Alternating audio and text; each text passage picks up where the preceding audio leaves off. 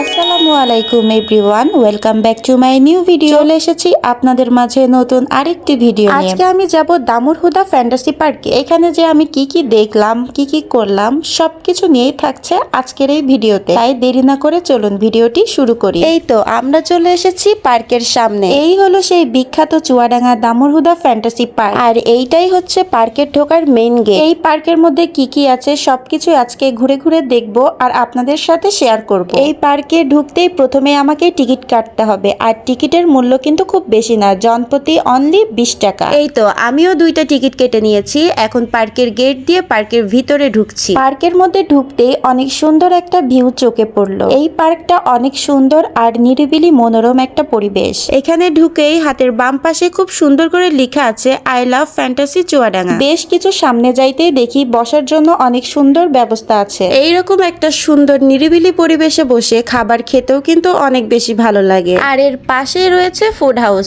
এখান থেকে আপনারা চাইলে খাবার নিয়ে এইরকম একটা সুন্দর পরিবেশে বসে খাবার খেতে পারবেন। আর সামনে কিছু রাইডস আছে, চলুন সে রাইডস গুলো দেখে আসি।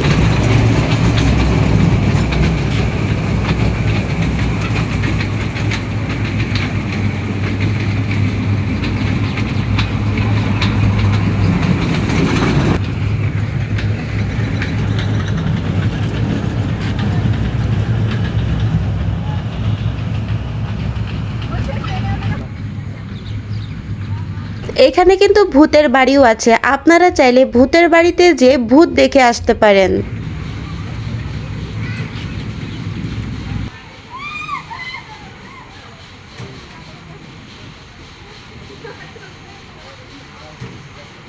প্রাকৃতিক পরিবেশ ও খোলামেলা জায়গার কারণে এখানে পরিবার নিয়ে অবসর সময় কাটাতে পারে। চুয়াডাঙ্গা শহর কিংবা আশেপাশের এলাকা থেকে সহজেই এখানে আসা যায়। বিকালের দিকে গেলে এর পরিবেশটা বেশি উপভোগ করা যায়। পার্কের ভিতরের আরো বেশ কিছু জায়গা ছিল, সেগুলোর ভিডিও ক্লিপ নেওয়া আমার হয়নি। এই নিরিবিলি পার্কটি ঘুরে আমার কাছে বেশ ভালোই লেগেছে। পার্ক থেকে ঘোরাঘুরি শেষ করতে করতে প্রায় সন্ধ্যা হয়ে এসেছে। তাই ভাবছিলাম যে চুয়াডাঙ্গা সরকারি কলেজের সামনে সন্ধ্যার পর অনেক মজার চা স্টল বসে, সেইখান থেকে একবারে চা খেয়ে যাব। এখানে এসেই চা আর সাথে পাউরুটি অর্ডার করে দিয়েছি। চুয়াডাঙ্গার মধ্যে যারা আছেন তারা এই জায়গাটি চিনেন না এমন হয়তো কেউই নেই। আর এইখানে কিন্তু সাধারণত দুধ চা, লাল চা, মালাই চা থেকে শুরু করে আরো বিভিন্ন ধরনের চা আছে। আর তাছাড়া এখানে কিন্তু কম খরচে অনেক ভালো মানের চা পাওয়া যায়। সন্ধ্যার সময় রাস্তার পাশের ব্যস্ততা আর ধোয়া ওঠা চায়ের কাপ সব মিলিয়ে জায়গাটি আলাদা এক সৌন্দর্য রয়েছে। আমি এখানে মালাই